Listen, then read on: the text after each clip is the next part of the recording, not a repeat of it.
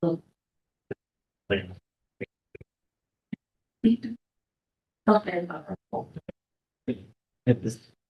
All right.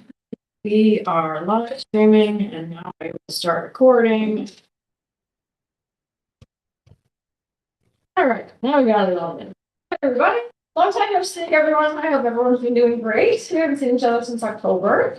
Of us. So welcome. This is, I'm going to call the meeting to order at 6:09 p.m. This is the December 17th, 2025 meeting of the Climate Smart Kingston Commission. And present, we have in the room, Beth Broad, Anthony Fitzpatrick, Melissa Iachetta, Roberto Rivera, Dan Smith, Jake Strauss, Cal Truman. Remote, we have Emily Chesson and non-voting member Kevin McAvoy. Kaya is excused. I haven't heard anything from Kat. Kat said she'll be late. She'll be here. Okay. And we have several guests with us today. So we have Aneshka Shevik, and we have folks from BARD internship, and we will be introducing them shortly. But would anyone like to make public comment for the record? All right. Are there any modifications to the agenda?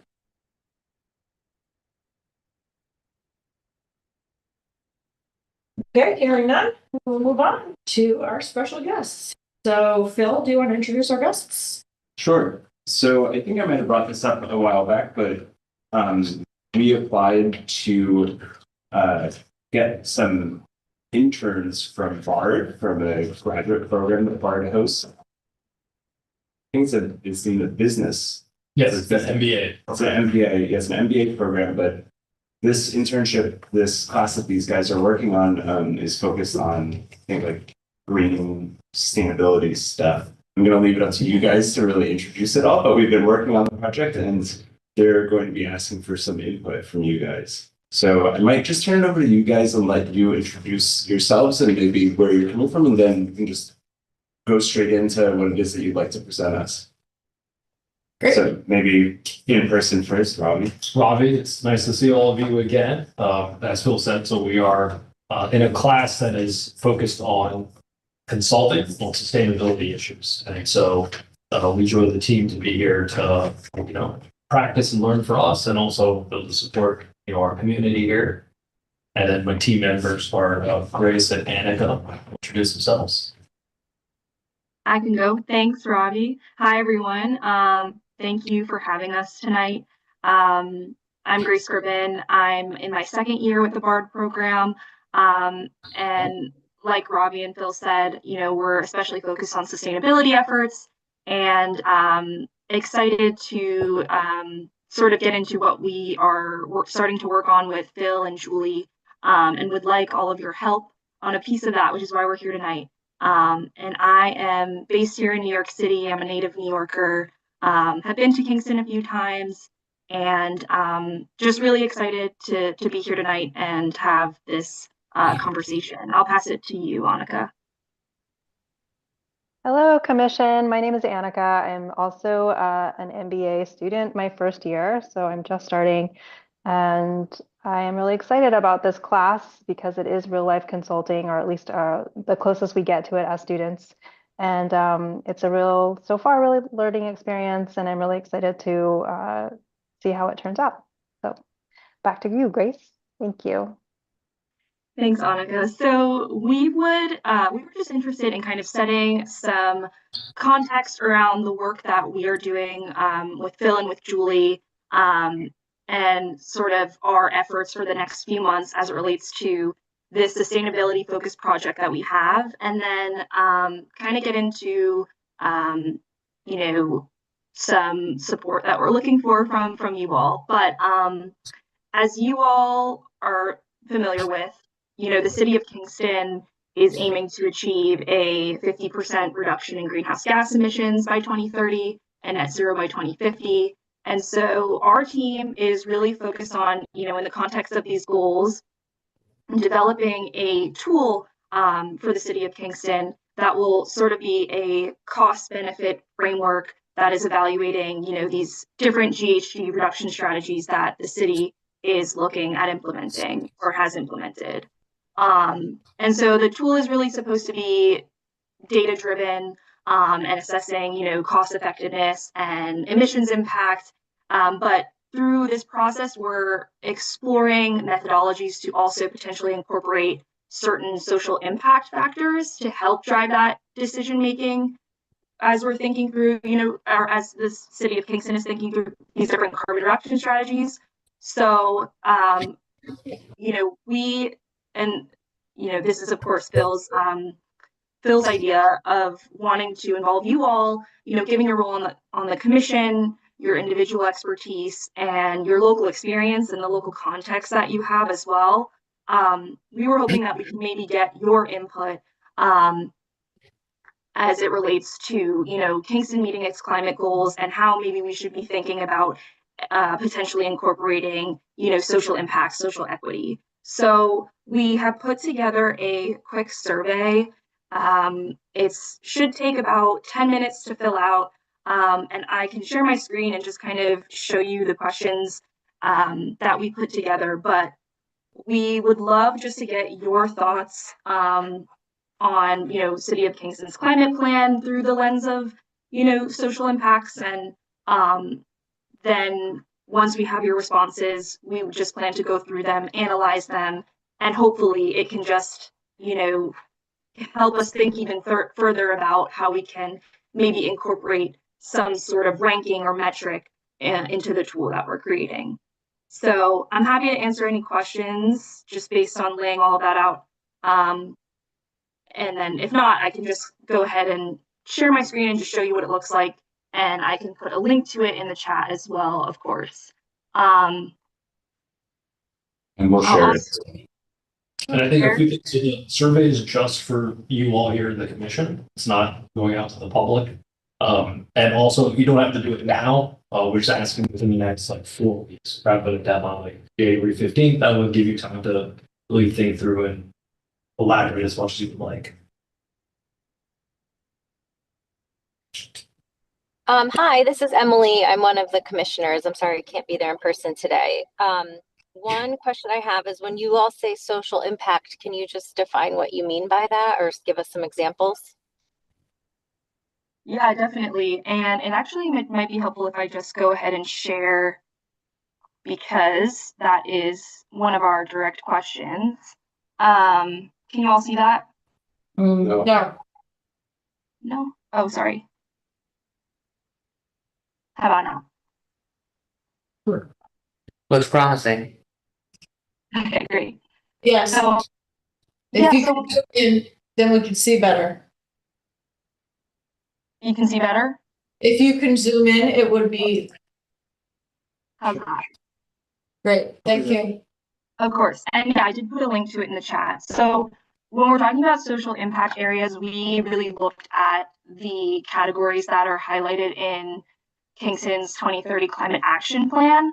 So that's everything from healthy, resilient communities to housing to the green economy and green jobs, broader sort of equity and inclusion goals, and climate impacts as well, climate resilience. So here, I think this question is just a good example of kind of what we're looking for. Grace, a question? Yeah, I have a question. If you could stop scrolling for a second, just go back to the question. Great. So most of these are pretty specific. 1, 2, 3, and 5 are very specific. Advancing equity and inclusion for BOC is not a specific, that doesn't seem like the same kind of goal as the others. And I wonder if you could refine that or at least explain how you would know what to work on for that. Do you know what I mean? Yeah, I see what you're saying. Just to be a bit more specific. Sure. Yeah. What does it mean? What equity where? Inclusion how? What are we talking about? Yeah. It's those are useful terms in some context, but they're also very vague compared to reducing health risks from air pollution and extreme heat. I understand what metrics you would use to measure that. I don't understand what number 4 means in practice. And so I was curious if you could elaborate. Yeah, sure. I mean, I think it is from the perspective of, I mean, climate impacts, you know, that, yeah, I would say I think from the perspective of climate impacts on those populations. Um, and again, this is relevant to City of Kingston. So I guess thinking about vulnerable populations, um, and how you see them being affected with climate change or um, sort of I think that's sort of what we're thinking about. But and this is later in the survey, there are some open-ended questions related. So I mean, we're open to hearing from you about what if there's something more relevant than that. So say like potentially investment. Um, does that make sense? I I understand what you're saying. I don't. It doesn't exactly answer the question I was trying to ask, but I get what you mean. I would also be fine if you want to like discuss and let us know what you would see Yeah. metrics or more specific, just because as it's phrased, that is not equivalent with the other options. And I wouldn't select it, even though I think that kind of work is really important. It's not specific enough to rank alongside the other four. This is how it looks to me. Um, I wonder if this, just to chime in, I wonder if this is also what we're catching is an issue with the climate action plan. could be. Is that Right. if this is coming from the climate action plan, perhaps there's that ambiguity that exists in that document as well. That could be, yeah, because inclusion, I'm like, well, inclusion has nothing to do with risk, right? Inclusion would be about decision making or representation on boards like this, that would make sense for inclusion. But it's not spelled out at all. And so maybe it's also not spelled out in the plan at all. And that would be useful to look back at again. I appreciate Job the answer. opportunities. Right. What do we mean when we say it? When was the climate action plan adopted? That's Second right. one. Let me use what one? 21. Yeah, okay. Okay. I know I should know this. I feel like an idiot asking, but is the 50 by 30 goal, is that just city government? It's not the whole city. I don't think I think it's everything. that's like a state thing, isn't it? Like, I don't think the city has its own. A good question. That's the dream, though. That was the dream. Right. That was the dream. We had big dreams back then. Maybe it's just government operations. I mean, I know the counties have their own 70 by 30. A year. Exactly. Thanks for looking at it. We were so optimistic then. I was a lot less dead inside in 2021. Grace, do you want to go on to the next question? Yeah, I Yeah. appreciate But yeah, just to I totally hear what you're saying. And so I think we can maybe drill down a little bit more and kind of refer back to the plan in terms of what number 4 means, if that's helpful for you all. that would be awesome. Thank you. Yeah, even if there's like a definition of those words in the plan, you could just footnote it or something like that. Yeah. Yeah, sure thing.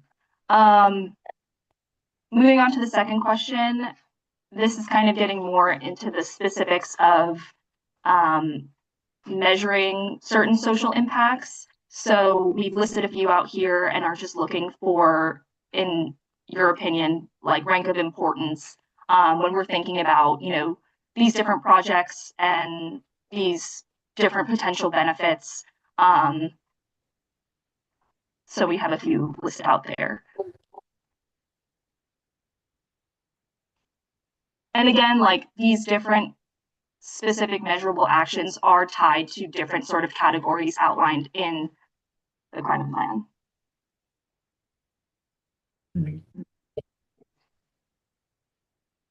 And I think something that's sort of fun with this, just to chime in, maybe not fun, it's a weird way to say it, but having everything be ranked Yeah. sort of puts all of us in a position where we have to make the difficult choices, which presumably in the end, like any municipality is gonna have to be making difficult choices too. So I thought that was sort of interesting in terms of like the survey.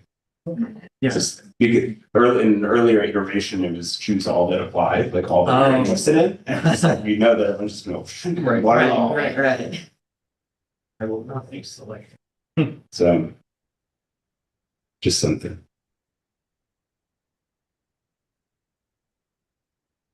Yeah, thanks, Phil. I'm just gonna keep going on.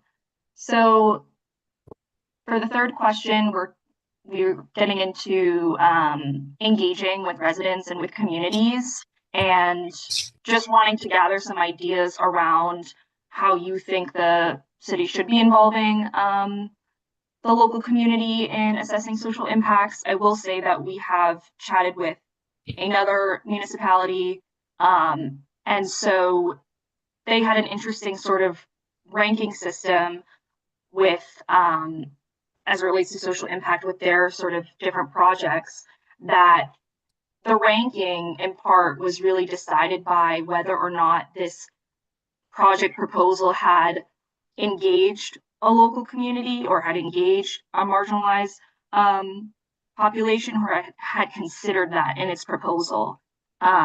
So we, took a lot away from that conversation and, wanted to incorporate it in some way into this survey. So that's what we're getting at with question 3 here. And I think we all kind of value or see the importance of engaging people in the development process, right? But we're just trying to get more into the specifics of what you think is most effective in terms of engagement. And again, this is, a ranking from most important to least important. Does that make sense? Should I keep going? I have a quick comment. Go ahead, Kat. So this is, sorry, I came in late. This is Kevin Cat is here. This is a survey that hasn't gone out yet, right? This will just be for the Kingston Commission. Okay. And it has not been distributed to you yet.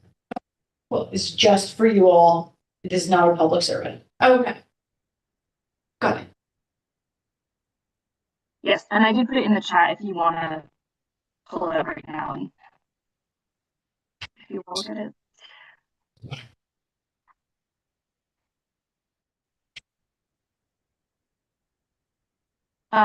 I'll just keep going. So question 4, we want to get a sense from you all of, measuring social impact and measuring GHG reductions, if you think they should be equally prioritized, if one's more important than the other. This tool will be using all these different metrics. So looking at social impact, but also looking at cost and looking at the amount of emissions reduced. So just given how dynamic it will be, we are trying to think through, how much of a numerical value social impact should have. So that's what this question is getting at. Any questions?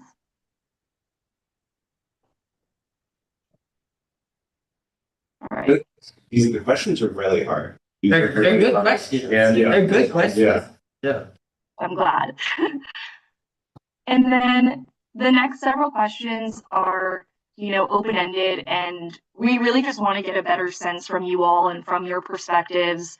It's more around Kingston's climate goals, and we're really just looking for insight here. And I think that, as we talked about with you, Phil and Julie, this might be, there might be value to your answers outside of this tool development.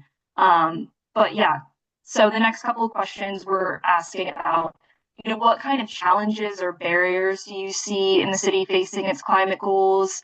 And that can be, you don't think they'll make their GHG reduction target, or maybe the city of Kingston's not prioritizing social impact as much as it should, things like that. We're also curious what opportunities or strengths you think the city could have in reaching its targets, and if there's something that it can be doing differently, or more effectively? And then if there are specific climate actions that you think should be prioritized that will make the biggest positive impact for residents, we're curious to hear about that. And also curious how, residents, businesses, organizations can best support Kingston's climate goals, and if there are any specific actions tied to those groups and those partnerships that you'd like to see, or maybe that already exist that you know of that could, have an even bigger impact potentially.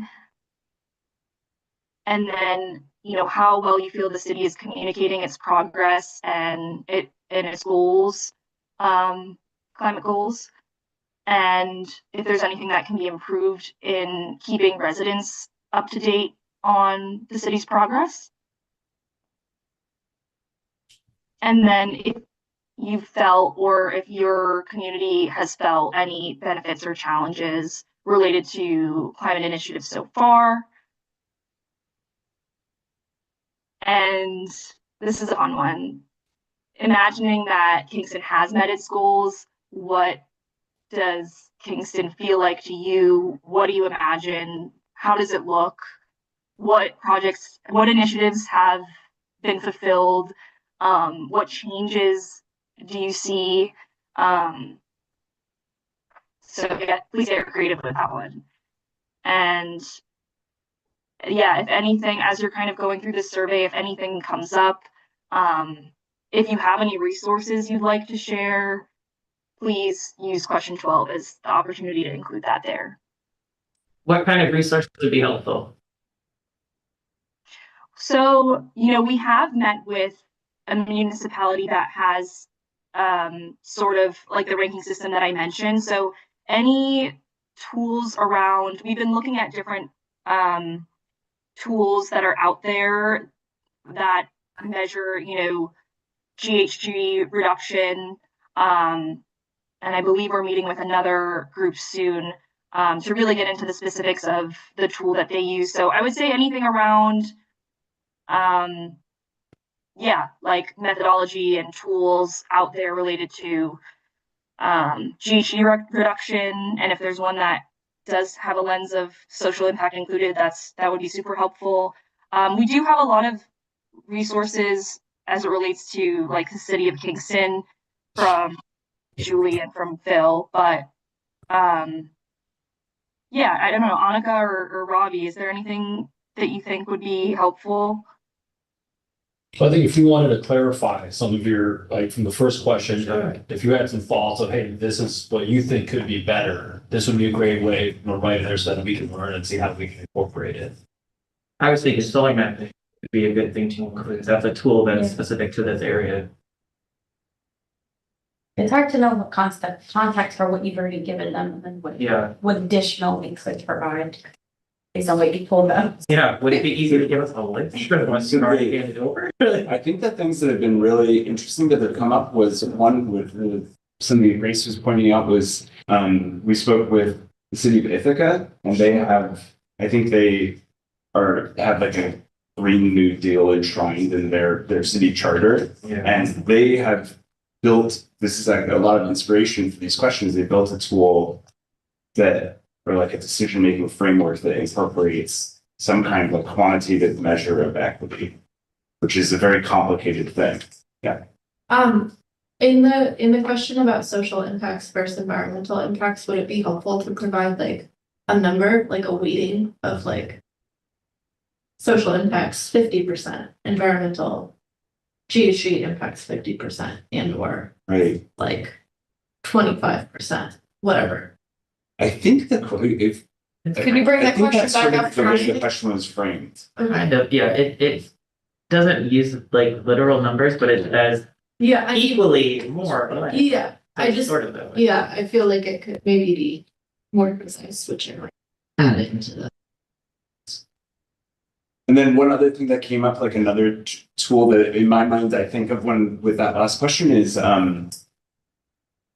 there's Oberlin, the town that has Oberlin College in Ohio. They have like an online dashboard that's for, I think it's mainly used for teaching kids, but it has like live updated energy and water use for the whole town. And there are these little animations of critters. I don't know if you guys have seen this before. No. I would. Oh, okay. What were you? But this is after me. Oh. No. So there are these little critters, and these little cartoons of critters, and like if there's low electricity usage, the critter's really happy, and then if the like as electricity usage goes up, the critter gets really sad. Oh my god. Or like the water use, it's really good. So it's another just sort of cool engagement tool. I don't know. That's where my mind was going with the last question, at least. Kat, did you have anything more on this particular question? No. Okay. Any other questions on the questions? And to get to respond to Betta's question about what our common action plan goals are, it does state, as a result of Kingston's local efforts and broader state and federal trends, the city greatly surpassed its former goal and achieved a 32% reduction in community-wide greenhouse gas emissions from 2010 to 2019. Now, 10 years later, Kingston has embarked on its 2030 climate action plan. CAP 2030 moves beyond the municipal action focus with a bold, community-wide vision to achieve an updated goal of 50% greenhouse gas emissions reductions below 2010 levels by 2030. So it is everything. Sure. That That was before the state and federal government gave up on climate action, so, you know. Or we have, It was understandable. Yeah, right. Optimistic but we time. have not. So many. Okay, so other comments on the survey? Additional question. Yep. This is not a comment on the survey, but it's Okay. related to the last answer. What is Kingston most recently, is the most recent greenhouse gas inventory the 2019 one? Yes. Okay, okay. It was a municipal one last year, but Oh, Not a community-wide one. yeah. not a Any other thoughts, comments, or questions about the survey? Is why is this coming to climate smart? Is it and not some of the other commissions to get like more of I mean like the what is it, the CAC? that one, Yeah, climate action. and there's like a third one too now. It's- Community Preservation Advisory Board? Yeah, there's things that are more, focused on the climate action. I wonder if we could It would just maybe get more of a like, so my perspective on this was that these guys this is a class and they're students, so they have other things that they're doing. Didn't want to overload them, but I wonder the way they're setting up this tool, my understanding is at least is it's going to be something that we can continue to use and change. Like they're not going to be giving us like a finished product with all the information. It's more something that we could add stuff onto. So I wonder with this survey, if we could take it and if it goes well with us, we could give it to these other missions. I think it's just the reason that it was just us for the time being is that this was the group that was most connected to the project that they're working on. Okay, makes sense. I mean, the role of Climate Smart is to enact a climate action plan. This is like directly tied to the climate action plan, so CAC and Community Preservation Advisory Board and Complete Streets and Live Well and Right. lots of other boards. I mean, really, every board really could have some impact on how our city is addressing climate change, but this board is the direct connection with the climate action plan. Makes sense. I feel silly for not having looked at that document in a long time. Sorry. Okay, so you can stop sharing, Grace, thank you for doing that. So you'll send me a link. I saw it in the chat, but can you send it, or Phil, send it to Phil, and then one of us will share it with the commission with a deadline? That'd be great. Okay, do you want to share it with the commission then? Okay, so Phil will share it, and the deadline is January 15th. January 15th. Okey-dokey. Any other questions about that? And then will you come and follow up are gonna want to come back in January to the Climate Smart meeting in January with results? Or have you not thought about that yet? When is the January meeting date? Well, we haven't decided, but if it is on the same cadence, it would be the 28th. We will be deciding practically next on the agenda, shortly on the agenda. So we can let you know. You don't have to let us know right now, but I think that we would probably want to see the results, right? Yeah, I can talk at our meeting. I think we have a meeting at the end of this week, right? And I can talk with you guys then about that. Great. Good. Anything else? Thank you all. We really appreciate it. Yeah, thank you. Thanks for your. Thank you all. And you're welcome to stay for the rest of the meeting, or you're welcome to head out. Good, thanks, everybody. Thank you. Bye, Okay. thank you. Moving on. The minute? So we didn't approve the minute. Yep, moving on to the minutes. Yep. So the last time we had a meeting was in October, so the minutes are from October. I would say, the only thing that I saw was, under 7, you're there, right? 7, under announcements. On the third line, it says with Bard City Lab, I think it's called Bard NYC Lab. Okay. Are there any other issues, changes, modifications to the minutes? Not, I mean, motion to accept the October minutes as amended. So moved. Is there a second? I second. Okay, so that's a motion by Anthony, second by Cal. Any discussion? All in favor? Aye. Any Aye. opposed or abstaining? One abstention. Melissa, Yes, I you should said it. abstain too, because I was. You are permitted to vote on it as long as you want to. You don't have to have been present in order to vote on this, the minutes, but it's your choice whether you have to abstain. Okay, so you're abstaining? Both of you abstaining? Sure. So Betta and Melissa abstaining. Okay, you still got a quorum there for the minutes? Meaning, did we have enough votes to adopt them? Yeah, with the abstentions, yeah, is there a quorum? Oh, well, I don't need to abstain if that's an issue. It Yeah. could, I don't know, I'd have to count the people. I don't know if it is or not. Well, I trust Kevin's minutes implicitly, so. Yeah, I think what the rule is on minutes is Oh, if you can read them and understand them and you weren't there, you can still vote on them. I think, plus one, right? So that's 6. yeah, we got And we got 6 even without Robert's Rules of Order. whether or not. Yeah, we're good, Kevin. Okay, do we have abstentions? 2 abstentions, 1 abstention? Are you abstaining or not? No, Don't do How are you voting? I'm voting to adopt the minutes, of course. Melissa, are you abstaining? Sure. Okay, 1 abstention, Melissa. Melissa's abstaining, Betta's good with the minutes. Got Okay, it. got it. Okay, All right, wasn't that here? No, see ya. All right. Okay, excellent. Thank you, Kevin. okay. And thank you, Kevin, for your service as secretary for 2025. Okay, thank you. Great, Kevin. So moving on to organizational procedures, membership renewals and applications, just as a reminder. Let's see here. Okay. Betta, you expired in 22. But we still keep loving you. Still here. I know, I have to fill something out. Yep. I'm gonna add that to my list of things to do over the break. Okay, great. Haya is 27, Kat 27, Anthony 26, March 1st.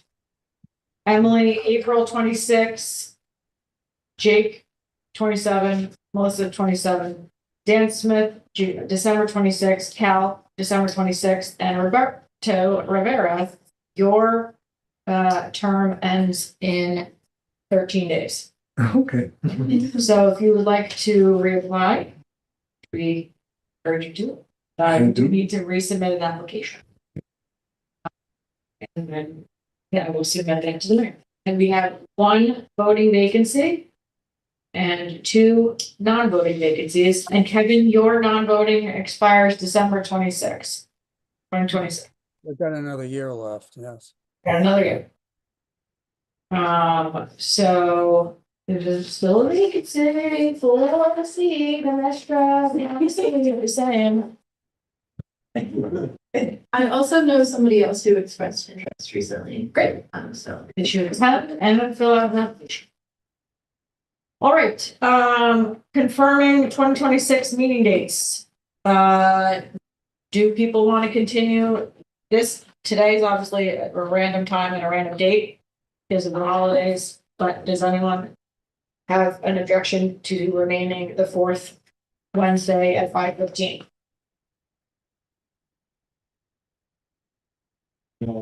Hearing nothing, we will proceed in 26 with the same time and date. That means the next meeting is January 28th at 5:15. Does anyone know in advance that they can't make it? Figuring that. 28th at 5:15. So if you want to tell them. I do find 5:15 a little challenging, but people don't mind if I'm a little bit late. I just find like, if I finish a meeting at 5, and then by the time I like scramble to like get out the door and get here, I'm like always late. So if it was 5:30, it would be a little easier, but. Anyone else want to support moving till 5:30? Traffic on Broadway can be a little intense right after that. I think 5:30 would be better. Through 9 to 5. Right. Not that I don't like being early for a noble cause. I would support 5:30. Okay. Sure. I feel bad because we're gonna move to 5:15, but I don't know everyone's schedule. If everyone usually ends at 5. I didn't know if we were saying this, so it's just a long day for me, but it doesn't really matter. Okay, so You start early. I can start. All right, so is there anyone who? When we can keep it 5:15, it's just generally late. I 5. would rather have people be prompt and here and ready to go than worry about what time we're starting. People, if 5:30 is more convenient for people, then we should meet at 5:30. If 6 is more convenient for people, we should meet at 6. 6 would make you sad because I would miss dinner. I like that. Is it 5:30 is something? fine. 5:30 is good. 5:30 is fine. All right, Yeah, heretofore, we will meet unless we decide otherwise, at 5:30. So the next meeting will be 128 at 5:30, same room. I think we should give it a shot, and if we're all still late, then we should go back. We're like, that didn't work, then forget it. All right, so fourth Wednesday, 5. Okie dokie. We could also lie to ourselves and say it's 5. That's what we did for the Right. 5 o'clock. I know. Here we go. I'm sorry, can you tell me what date we just decided on? My children came in. 128, same day, fourth Wednesday, so it's Oh, fourth 128, Wednesday. Okay, thank you. 5:30, yeah. Okay. All right, so moving on to old business, the 2025 focus initiative. So solar, EV, battery, and website. Start with solar. Or EV, or battery, or website, whatever y'all people that have been focusing on this want to talk about first. Well, I just saw the battery memo that. Yep, so I will affirm that the battery memo was completed and sent to the mayor today, so there's been no comment. But thank you, Emily, for putting that together and taking folks' comments on it. Yeah. And then If there's nothing else on that website, I looked through your comments, Julie. I think they were mainly from you and addressed all of them except one at the end that I thought Phil could probably better provide information on what environmental education activities there are. And otherwise, I think every mention of tax credits that are expiring at the end of the year and stuff like that. So it should be pretty good to go. Unless we want to make a 2026 update, but so is that, do I have that in my possession already? yes, you do. I'm happy to resend it. Yes, resend Okay, cool. Okay, so once I get that, I will post it and then we take the website off of the focus initiatives. Yeah, I mean, I would be good with it as that text. It's pretty generic, like general stuff. Ways to engage and stuff like that. I think if we wanted to do something bigger, we could always plan for that, but Yeah, I have a recollection that the Earth Day socials are sometimes linked to the Climate Smart website. I don't remember if that's accurate, but we might want to add any updates around Earth Day. Because more people will go to that event, so maybe we revisit whether there's anything that needs to be changed in March or April. right. And also the climate plan that's currently, I forget, is it currently the 2030 climate plan? Yeah. Okay, cool. And then I don't think I mentioned the municipal planning that's coming up at all on the Climate Smart page, but that's something. Like the comprehensive plan? Comprehensive plan. I don't think we need to mention it necessarily. Yeah. Okay. I was gonna suggest maybe a quarterly review because we let it sit and then it gets so out of date and then it's so much work to update it. Okay. And in January, we'll also have on the agenda to discuss what the 2026 initiative focus is going to be, but this is just kind of wrapping up from here, so. Okay, great. Anything else on the website? Do we have anything else that we want to discuss with battery, EV, or solar? I guess I would just say, like, I think with that memo going to the mayor, we will not have completed, I think, what we set out for 2025, but I think we'll have hopefully some direction and momentum for 2026 to keep at least pushing the battery specific agenda items forward that we had identified. So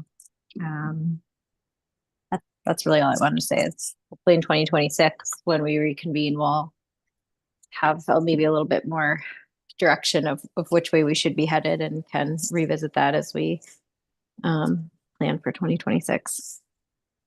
Okay. And anything else what about solar and EV readiness? Do we have anything to discuss? We haven't met since our last commission meeting, so I don't know. If there's any updates? And I think it mainly kind of all coalesced into the battery stuff because that was the most. That's priority. Most urgent thing. It's definitely something we can visit, but like I remember the solar stuff looked pretty good in Right. terms of like the codes and everything. So we weren't too concerned about that. I think I recall us saying that we would like to meet with the zoning board or the fire safety inspector, something like that, to discuss some of the terms in the city code, right, form-based code, and how we could write. I do not remember for certain. I have not reviewed the minutes, so I can't say for sure. But that's something to keep in mind. That I think we mentioned that as being something that would be useful to get clarity on what concrete action we can take might be. Yeah. Yeah. Also the EV stuff. A lot of what we wanted to meet about was the EV stuff that we. Did this include zoning changes for other technologies as well, or just for battery? Yeah. I don't think we had mentioned any other technologies. I think the Conservation Advisory Council separately was looking into zoning changes for solar readiness because there's some, the language in the zoning code is ambiguous and strange. And so in the future, zoning changes need to be made for any kind of technology, it's just the process we just reverted. Yeah, Right. Yeah, and the CAC did submit a letter to the zoning working group for recommendations for large scale solar zoning changes, and I'd be happy to share that with you. Yeah, can we get linked in on that? Yes. I think part of the Working reason. together, not at all. Yeah, part of the reason we weren't worried about large scale is that most of the city of Kingston is urban. There isn't really. And so there's not really like a spot for large scale within the jurisdiction of the city necessarily. Thing is that the big box, the definition of, because this was all about ground mounted solar, there was no language in the zoning code for ground mounted solar that was bigger than I think 600 square feet. So That's little. I see. Yeah. So it was about it's the language is that it's small scale solar ground mounted solar, that's what they call it, but then it's like nobody else calls it that. Like it's just the zoning code that says that has that language.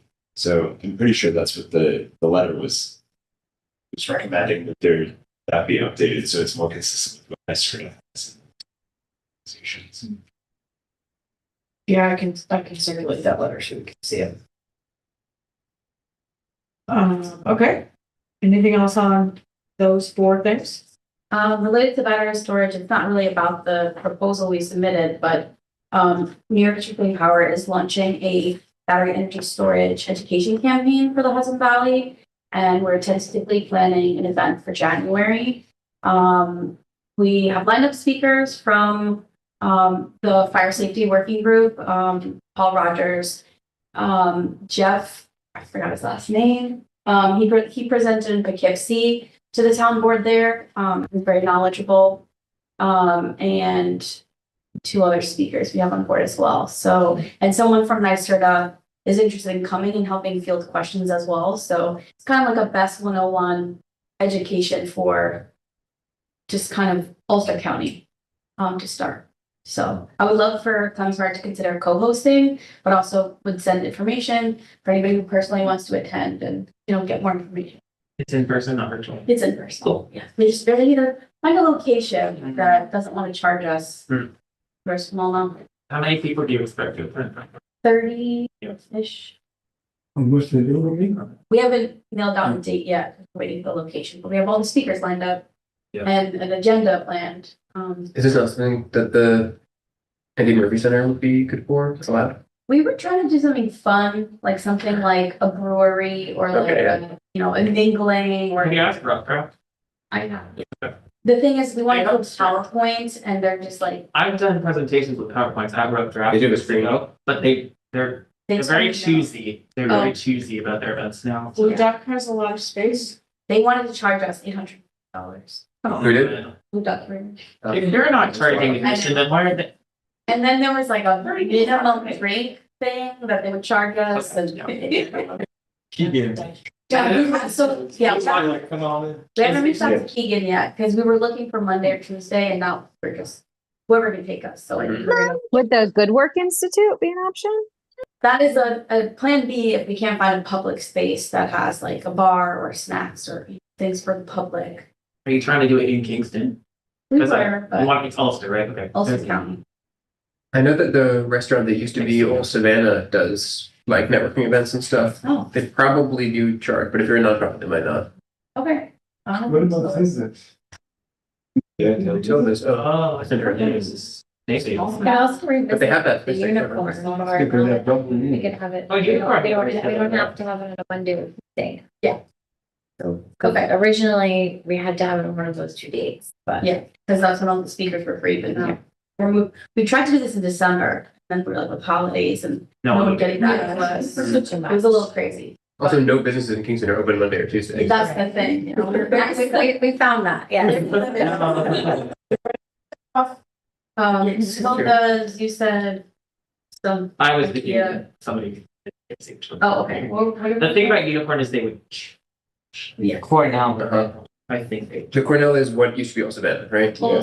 So now it's called the Cornell. Oh, I haven't been since it changed. Yeah. Yeah. Her time. I think it's the same owners. I think they just changed, but. It's the same owners. I didn't I say that. Okay, well, thank you for your feedback. We will continue looking for places and would love Smart to co-sponsor or just like share on Facebook and, And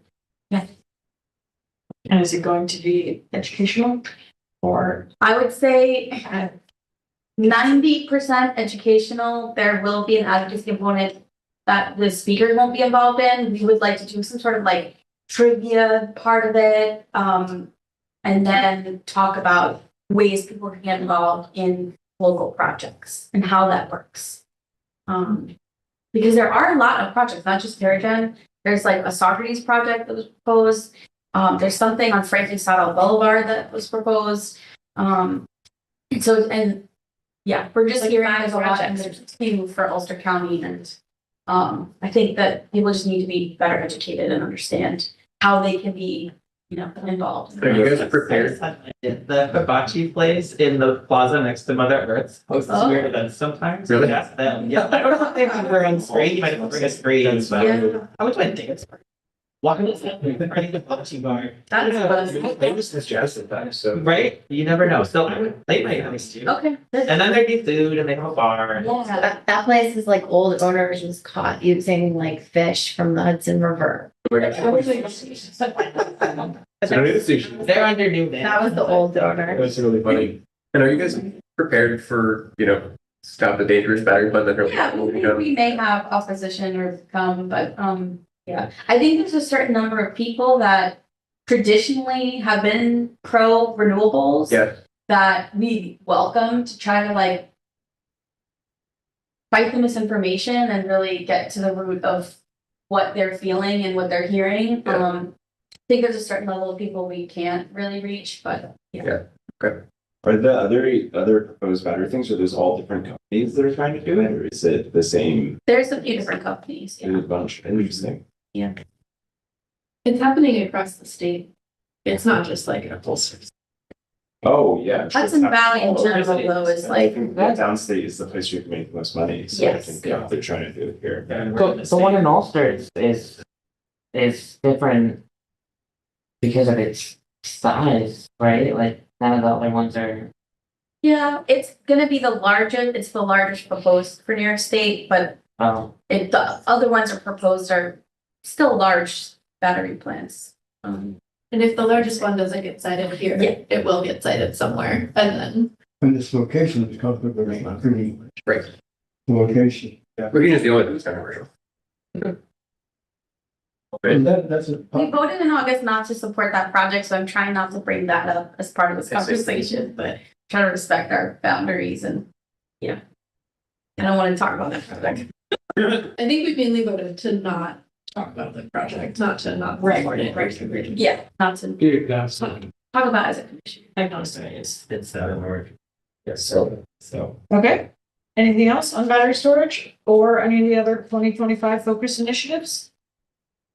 Now maybe we want to circle up in January sometime. Anybody who wants to, but we'll have let me take 3 steps back. We're gonna decide in the January meeting what our 2026 priorities are, right? Yes. So after that, we'll have a different.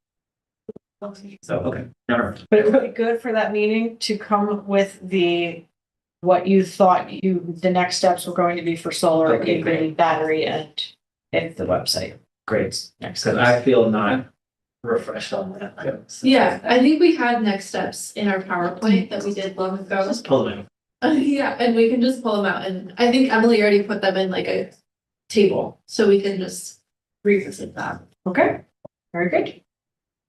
All right, so then, I did have another kind of idea. Or I guess ask for the 2026 meeting when we do meet to plan in January. Which would be like, we'll have the survey completed by then, so if we could get the results from the survey, I think that would be super informative for what we actually want to work on. yeah, actually, it'll work out very well. Yeah. All right, very good. Moving on to outreach and education and youth engagement. Environmental ed programming is quiet at this point. There's kind of some winding down from the year and winding up for next year.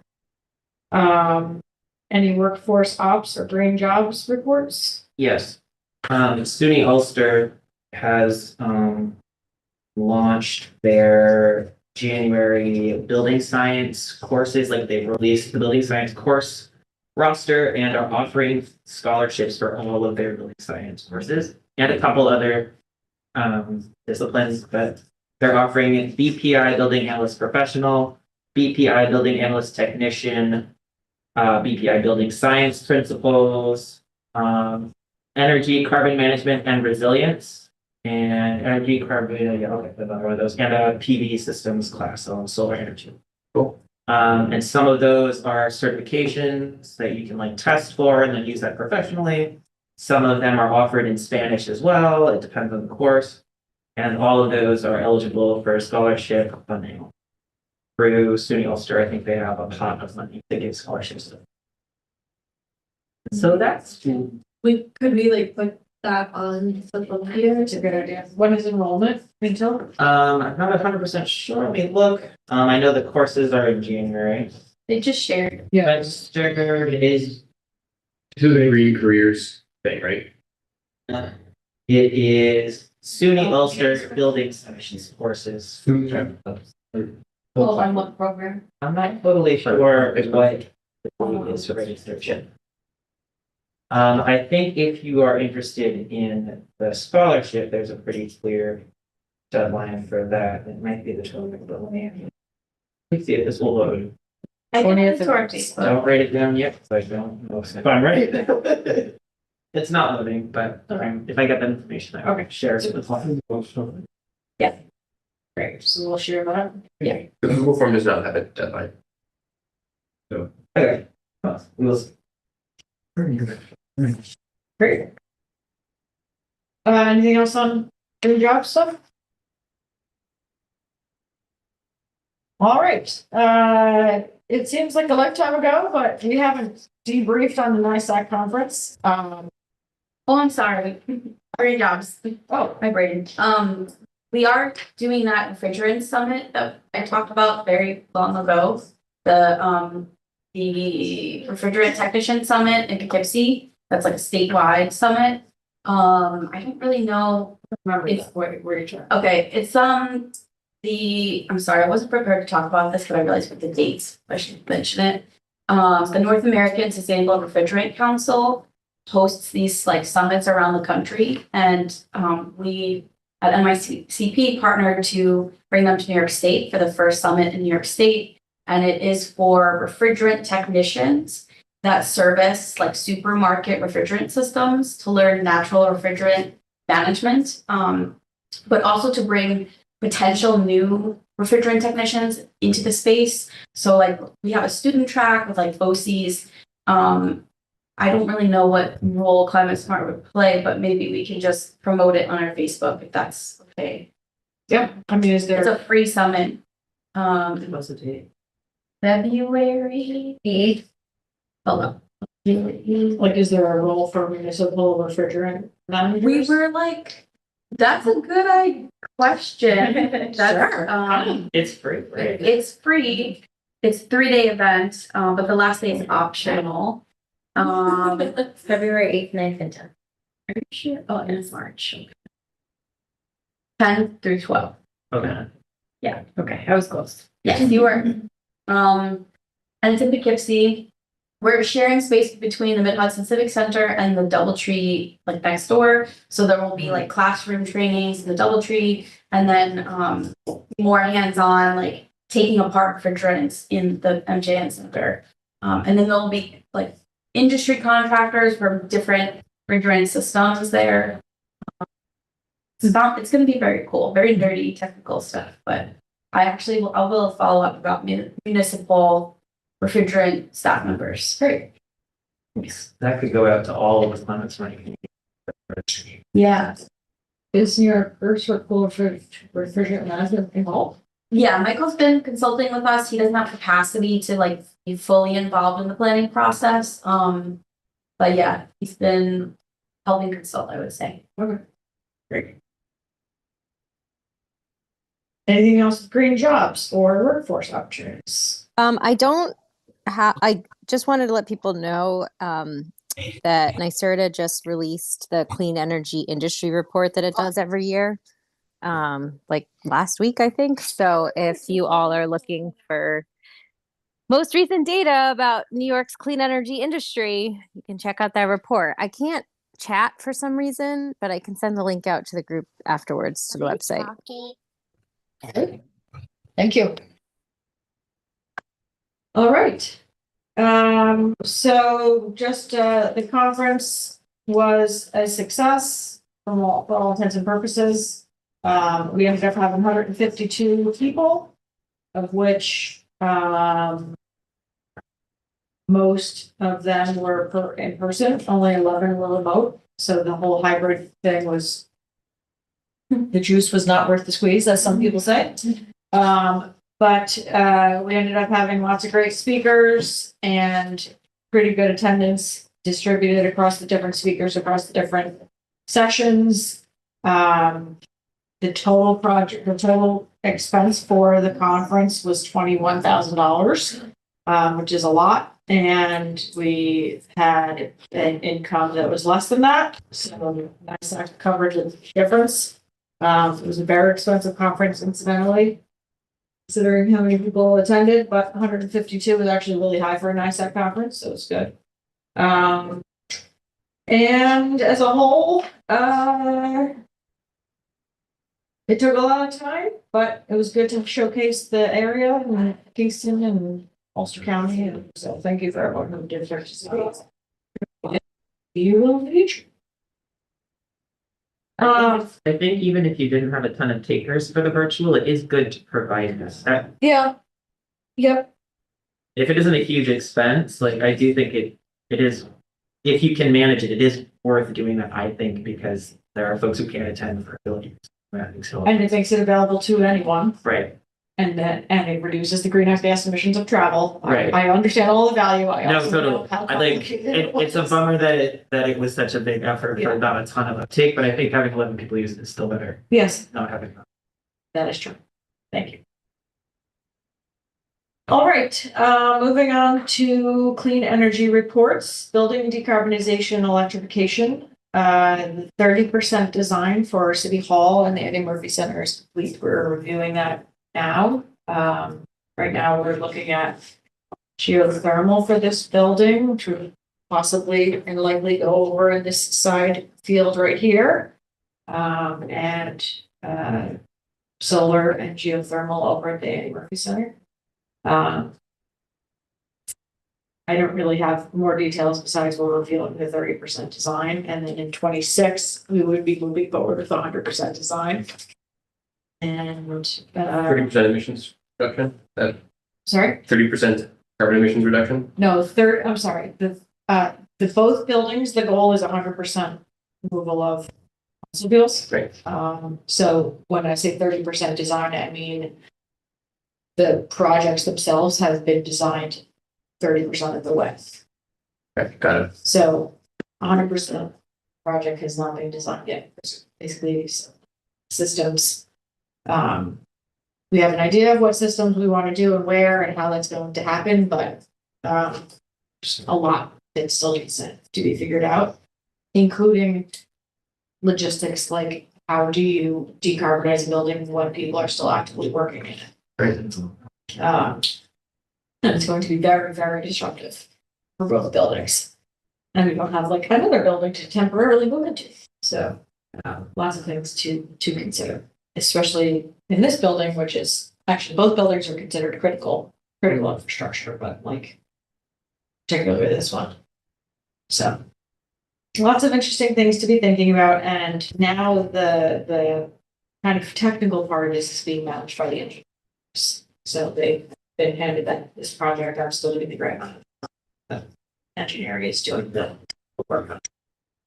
Still exploring the district option?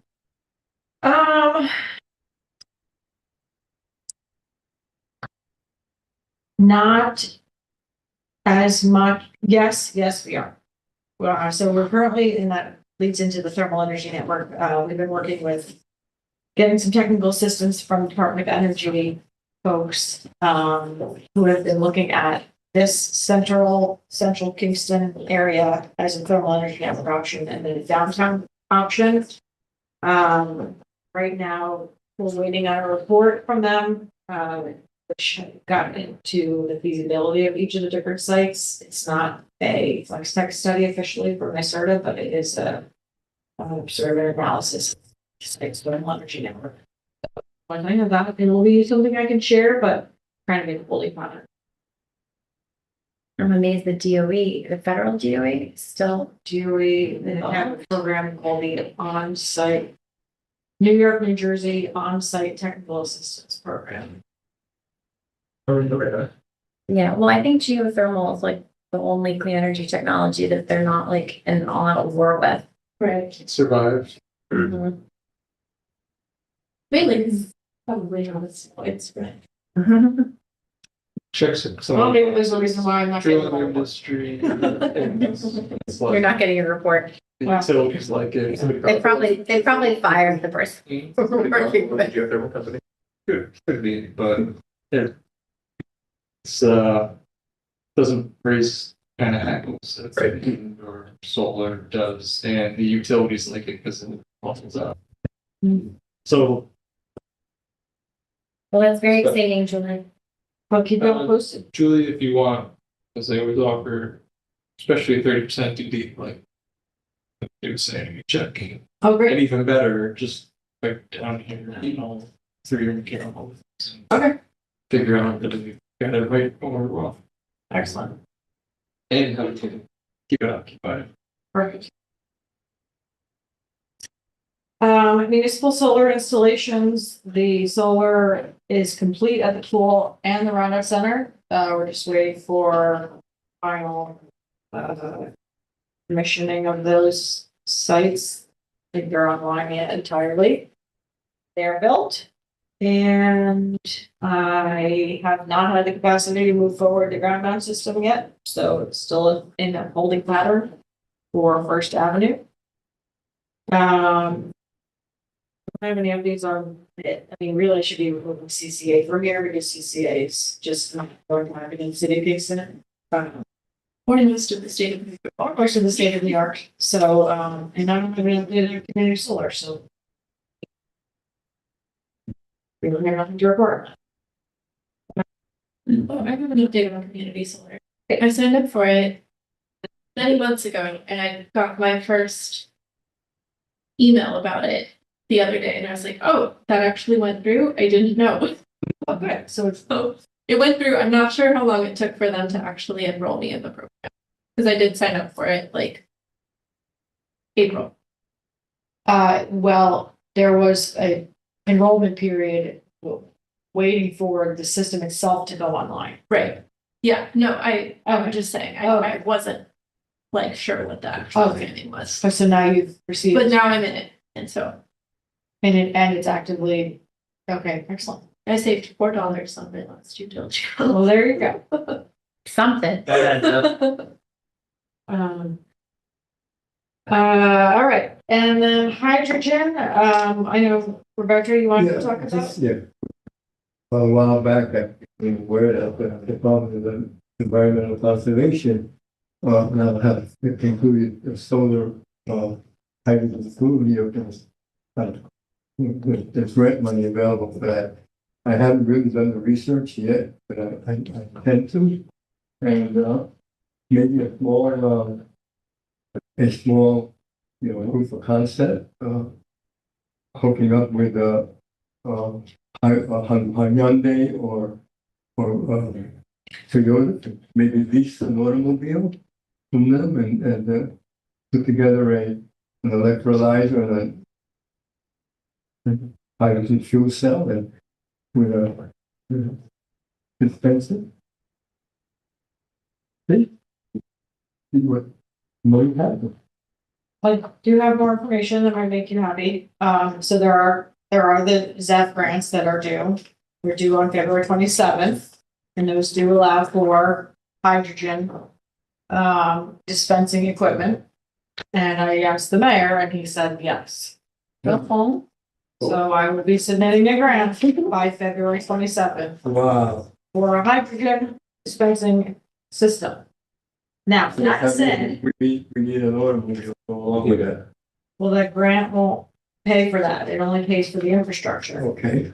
So the maximum grant is $250,000 per facility, and it has to be open to the public 24/7. And there's no match if I put disadvantaged community area, which most of the city is. So that's good. There's no match, which is amazing. And it will pay for, but it has to have equipment that will be producing hydrogen through electrolysis. Is that Right, standard? yes. Okay. It can be produced on site or purchased and delivered to the project site. Either way, I don't know. Produced on site. We want to produce it on site. Okay.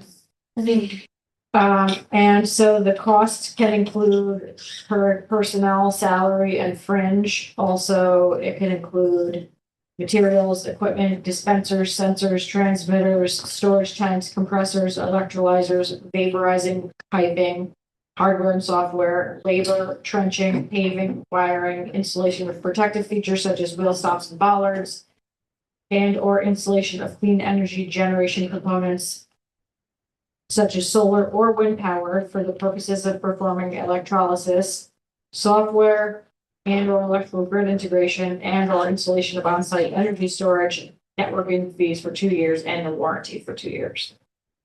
So I know this many things about hydrogen dispensing equipment. Yeah, Just, I wouldn't rule out doing delivery rather than on-site electrolysis, just because the system, having the hydrogen produced on site will be a lot more complex. And so unless you have someone spearheading the project who is like ready to figure out how to set up the electrolysis process, setting up a distribution is going to be a lot less moving parts. okay, so So I wouldn't rule it out. here's the thing. I am a fantastic grant writer. I have extremely good success. I know nothing about hydrogen dispensing equipment. Really probably. What is this for? I'm a little confused. Like, This is just to the set up a equipment. public place for people to charge their hydrogen vehicle. How many people have hydrogen vehicles? Well, We it's don't that, have it's that hydrogen chicken vehicles egg. on a place to.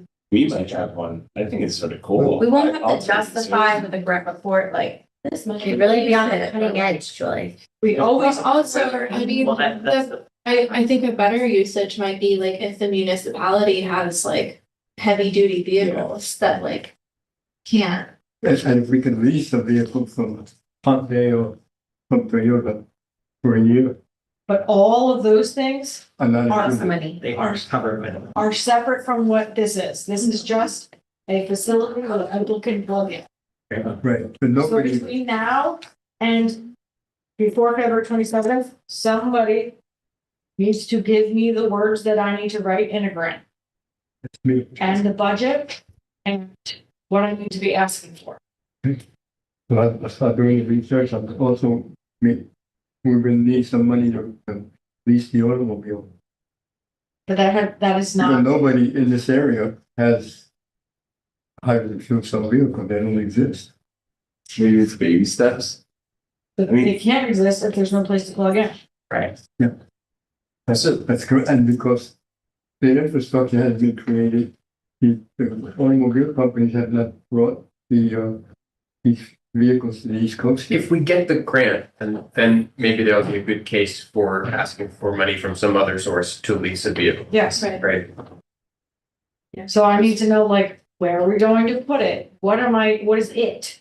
Like, I know so little about, Just put the I've thing. installed dozens of EV charging stations. I've applied for hundreds of grants. I'm a great project manager, but I know nothing about hydrogen. And so in order for me to write a good narrative, I need someone to teach me or provide me what I know. Work together, Julie. Okay. So between Phil and Roberto, we're gonna work on this.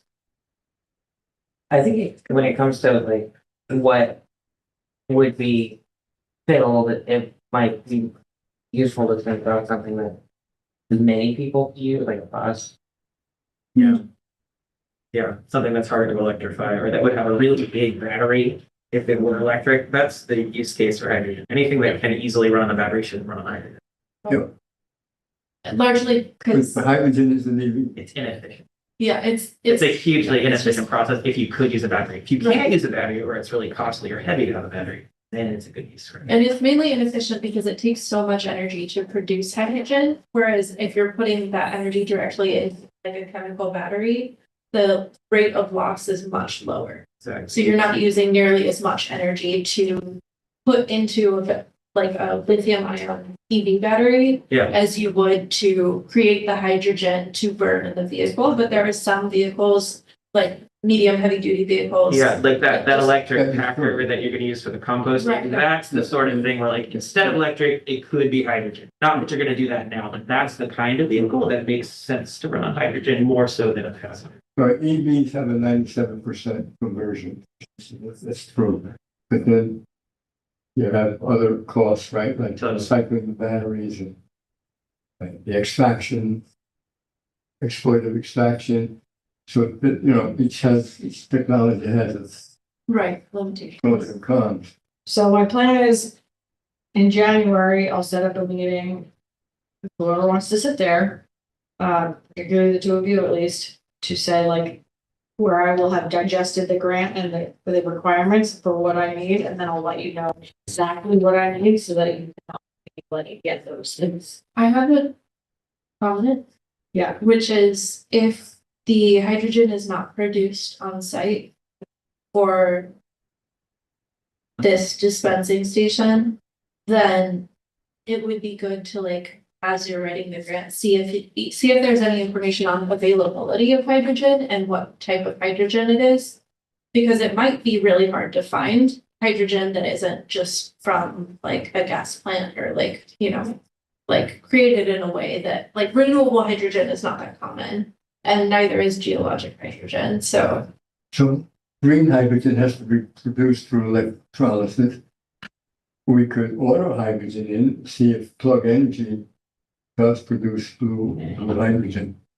In other words, instead of, so we have at least, we have options. We could probably research both options and see which one would be feasible. Yeah, get right into the grant that we will work with a specific company.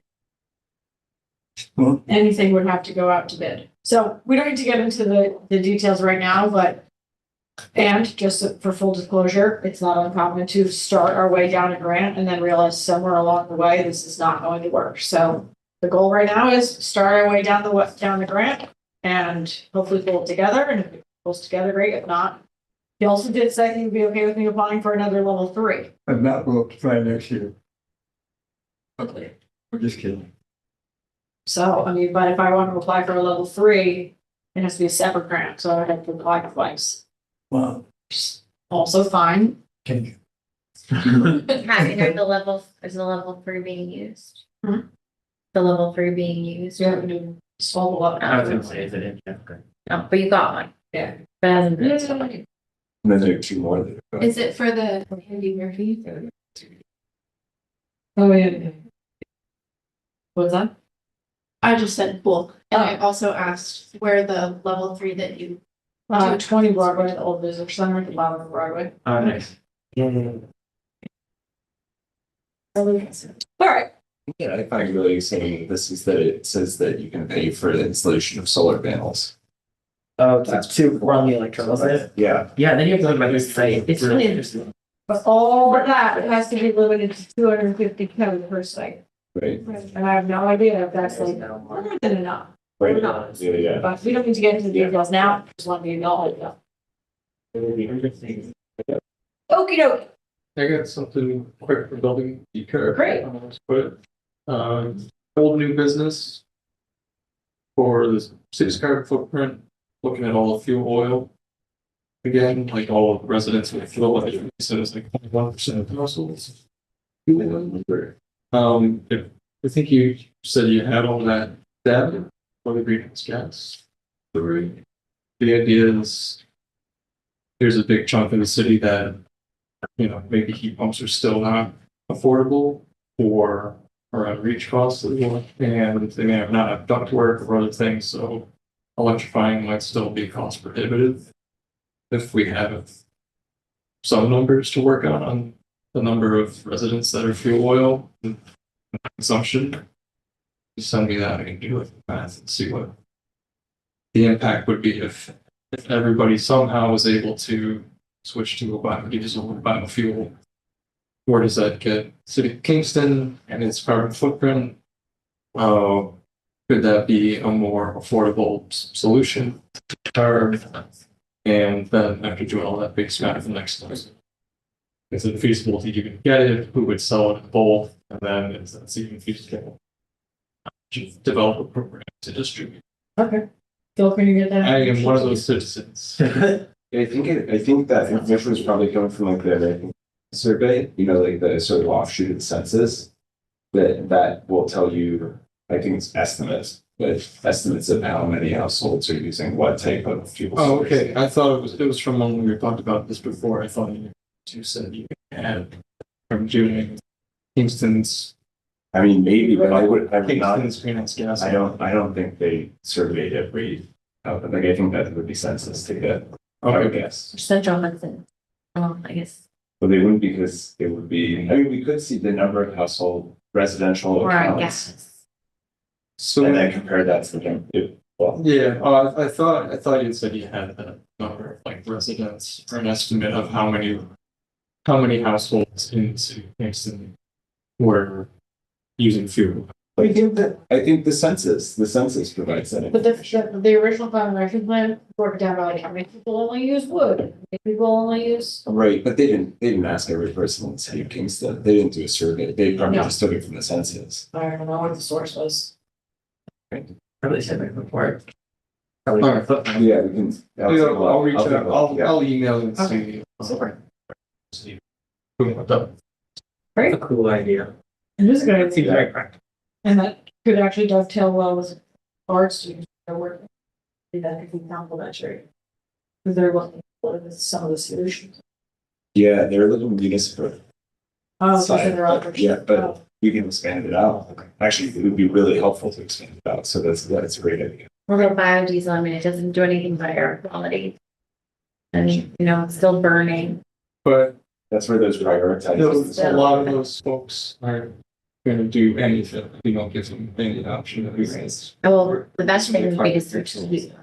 It would also be interesting to Yeah, look but- into the Central Hudson, if there's a electrification program that some of those residents might qualify for, because I know that there are better electrification programs for a lot of low-income residents. So like more of the cost of electrification is covered. And so that might be an option for some of us as well. And I also know that fuel oil is like one of their target populations of people who are using fuel oil. So, Because then it's economical. because then it actually saves money. Oh, but it's also centralized and makes money. Well, So if it you're, doesn't make if money. you're on, I mean, if you're yeah, on but, gas, you and you Right. switch to heat pump, could be paying more overall for your utility bill. Right. So that's, the problem. Yeah, but with fuel oil, that is not. So that's why it's a really good market to target. And there are some new innovations, like they just are testing out these through window or kind of like portable, like prepackaged heat pumps.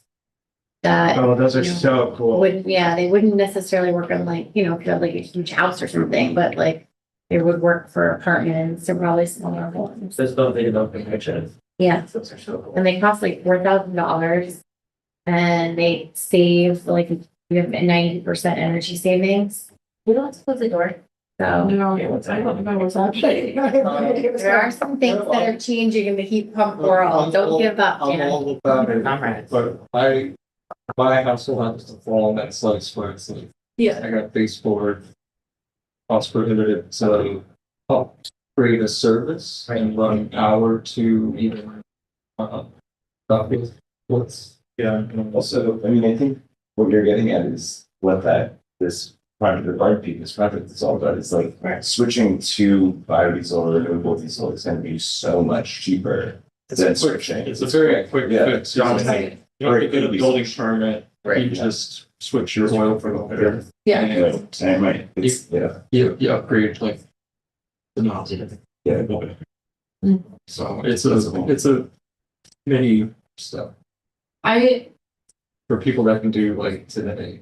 fully support that. I also want to say that one of my agenda items for next year is like heat pump campaigns of some sort. I think it's a way that the city can make local impact and improve people's lives.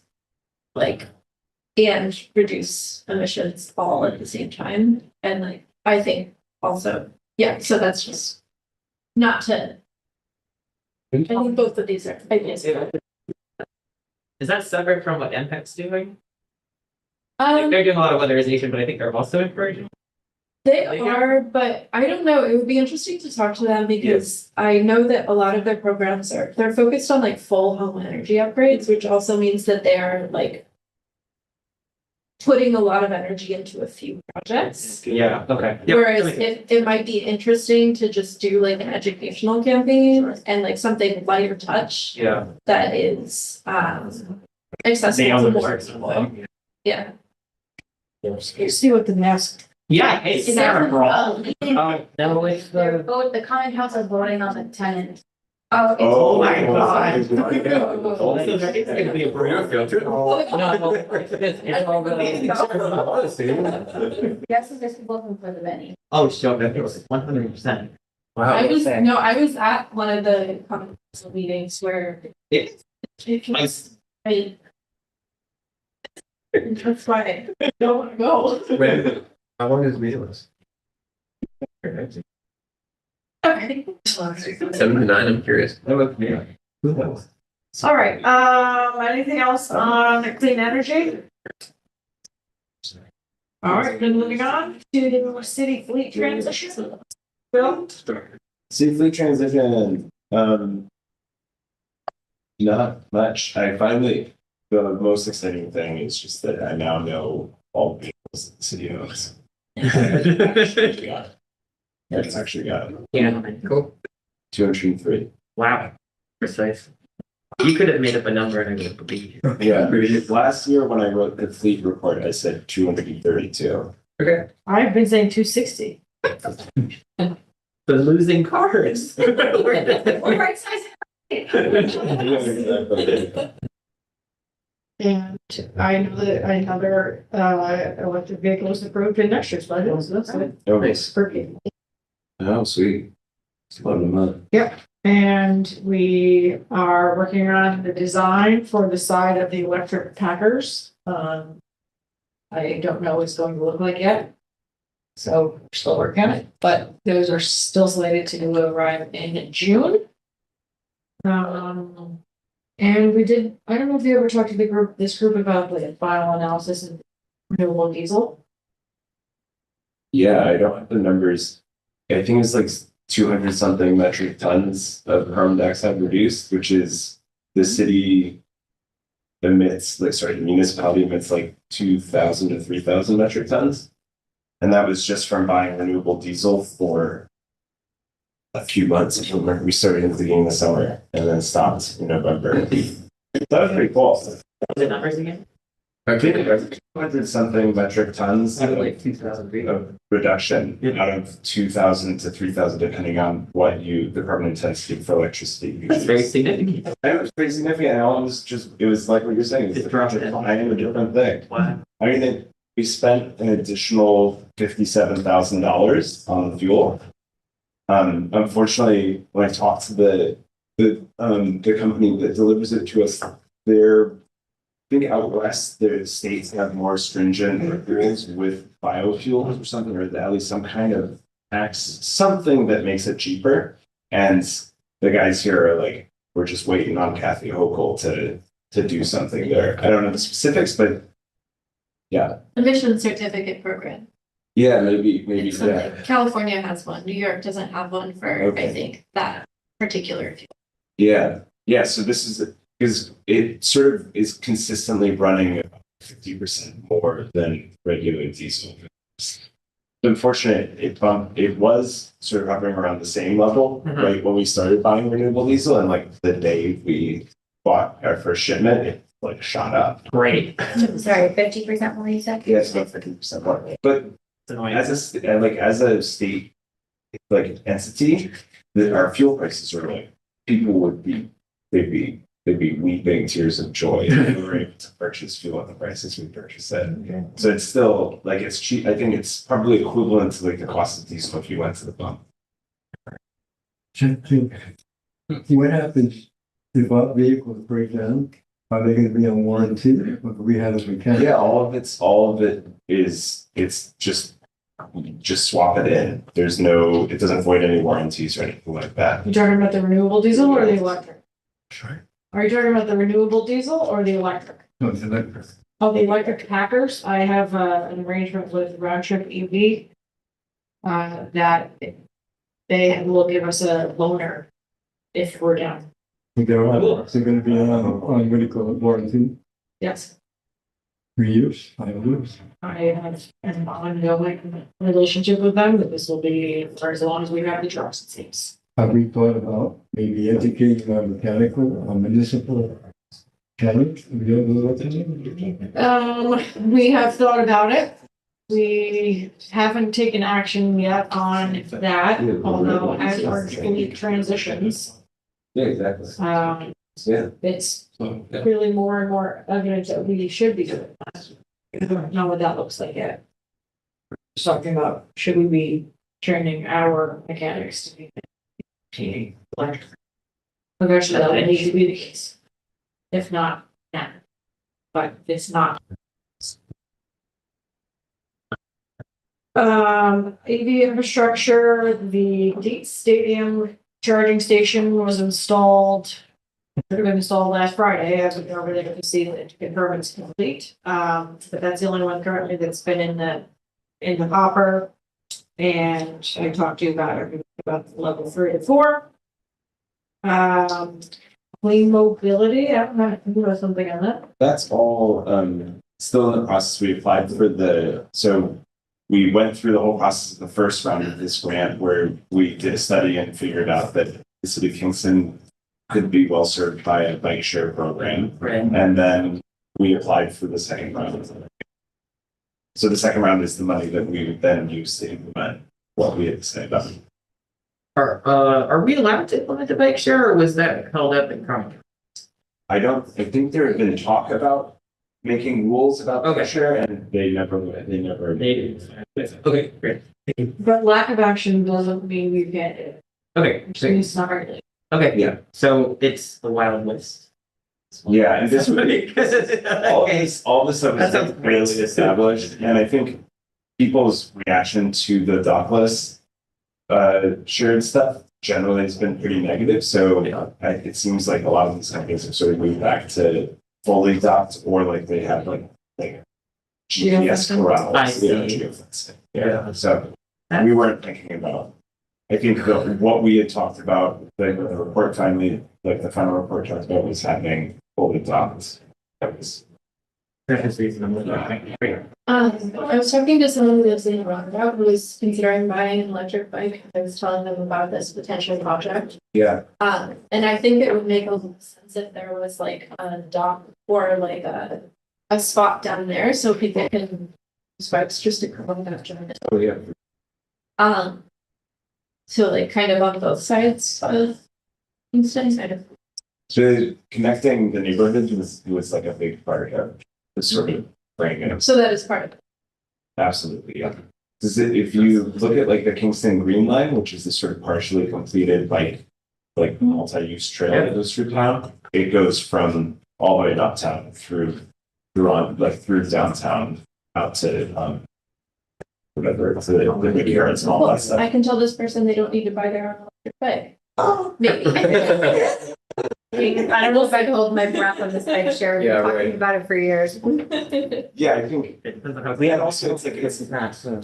it's gonna be docked, so it's like you gotta take the bike from one spot and bring it to another spot. Right. So if you're living here, I don't think it probably, if you have the resources. When the electric bike they buy breaks, maybe then there'll be a bike share program. Yeah, exactly. Yeah, it's a backup. Yeah. Great. Community Preservation Fund, we are up to $274,501.97. Very. And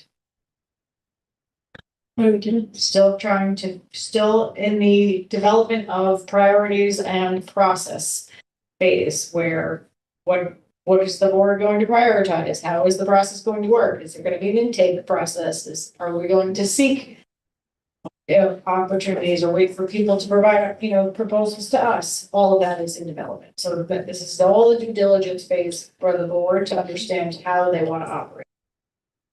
Can I ask a hypothetical? So already a lot of money coming in. What happens when the city owns all the land that it wants to own to this? So this can also be used for, a percentage of it can be used for stewardship and management. They also can be used beyond just open space preservation, although that is the standard. Ours clearly prioritized and is applicable and eligible for historic properties and recreational properties. So it could be preserving historical sites that haven't been done yet. It could be the interiors of historical sites. It could be things related to recreation, could be pocket parks, could be, you know. I would say that the chances of that happening in our lifetime are gonna be slim. I mean, just as a reference, we spent 440,000 on 70 acres and it's now taken us a year. We're not at 440,000. So it's not accruing as rapidly as maybe it was thought it was going to accrue. But that is hypothetical that hopefully we will someday get to. I guess the flip side is that's sort of a good thing. It means that the houses aren't selling for tons of money. Yeah, and actually we've seen like people selling their homes. Just last month, there was several of the transfers that were exactly 420. That's funny. Are they doing it on purpose, do they? Which means we're holding prices down. No, great. When does the median get recalculated? April. April of each year. That's by in March. All right, so let's see, moving on to Repair Cafe. Yeah, we had our December 6th cafe at Redeemer Lutheran. It was a very well attended cafe for holiday season. I was surprised. We had 115 items that we saw, 81 attendees. Yeah, 74 fixed items out of the 115. Interesting, I always assumed 100%. Oh, no, There's there's fixed diagnose, which means like, oh, you need a part, order it and bring it back to another cafe. Or like other, like, you could get a part, but like, it's gonna be so much money that you should just throw this away. Where it's like, it's not gonna be fixed, it's probably gonna be thrown away. Yeah. So there's fixed diagnose. 64% fixed rate. That's Pretty good. For this one or? This one. Is that standard? I haven't done the math, but Yeah. for experience, it seems about the same. Most of the stuff is fixed. Yeah. And I think kind of our, I think reputation of items, like we get a lot of lamps, that's the most common thing, and those are always fixable. Like we have we have the cord to restring a lamp, we have the switches to replace like all the parts. Clothing too. Yeah, and clothing. I mean, we're starting to get niche categories like our doll restringer and our guitar repair person. So we may see those numbers change in 2026. I don't know. Yeah. And what else? Say Jake was a really big help setting up that day. We don't have our 2026 cafes set yet. We just emailed the churches. There are cafes who have planned out their 2026 dates for the entire year. So we're trying to get in there early, so we're not competing with nearby cafes. I think Redeemer got back to us and said the dates are good, by the way. Perfect, great. So we'll let you all know once we have this on the calendar, and we're telling people, I think 3 at a time, because we don't want to overwhelm people. It's telling them about something in December of next year. We're still looking for a knife sharpener. If anybody knows anyone who would be willing to volunteer their time once every 2 months. Somebody goes to the farmer's market sometimes. Yes, I have that guy's card and I need to call that guy. Okay, that's the only person. I was really impressed by the welder. Oh, and Nesco was also amazing how, right. Nesco was there and helped run the registration table. Oh, that's Very good. It's always so much fun. I hate to miss them. They're just, and then my friend James Dean, who I hadn't seen in 15 years.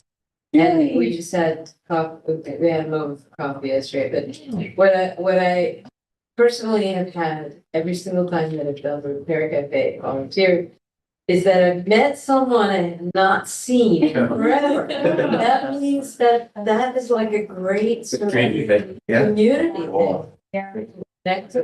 well, speaking of that, we're thinking of having maybe a potluck in the new year, just to like have everyone get to know each other outside of the see next person, you know, and that we can Or maybe just a meetup somewhere, but we're thinking about what we should do.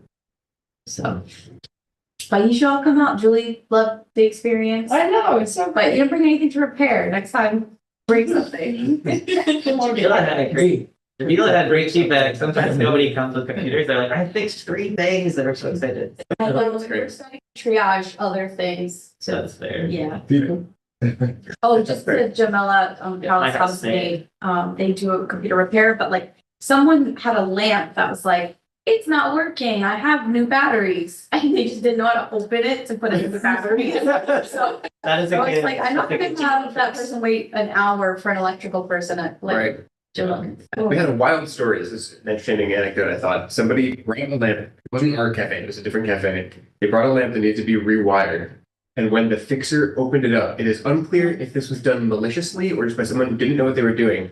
But the bottom of the lamp had been like repaired, fixed with 4 straight razors that had been taped with the blades facing out underneath the base of the lamp. It was like a miracle this person didn't lacerate their fingers. Holy moly. So strange. So there was just I forget if it was Susie who sent out the email being like, hey, be careful. Don't hurt yourselves when you're. They want to wear gloves. Yeah. Yeah. The photo was wild. Yeah.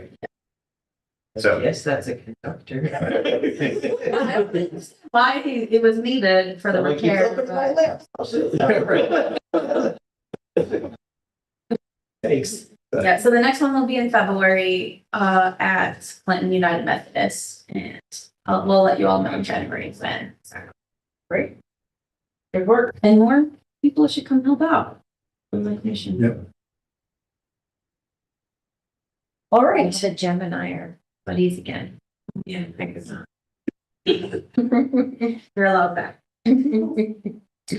All right, moving on to refrigerant management program. We have a refrigerant management plan. Holy crap. That is essentially complete. We are fine tuning the final policies and well, no, I guess we're not fine tuning the policies, the policies are done. But we're actually putting together a training right now for the staff. So we decided to do it as a Zoom video, that the mayor and Michael Powell are putting together. I guess, did you guys like to test it out? And as part of this process, a website has been, or an email has been set up, refrigerants app, yes.gov, or refrigerant management inventory person has been established. In Phil, and then we also have an HVAC manager that's been established, in the engineering office to be managing refrigerants. As a whole, it's come together really, really well. It's not something I can share with you all yet, but I will at the next meeting once it's all completely final. And it's definitely going to be a model for other communities. It just doesn't exist. And so, again, we are leading the way as we do. And we have learned a boatload of this process. We didn't know how many I get to fill, but I didn't even think our now we know a lot. So it's great.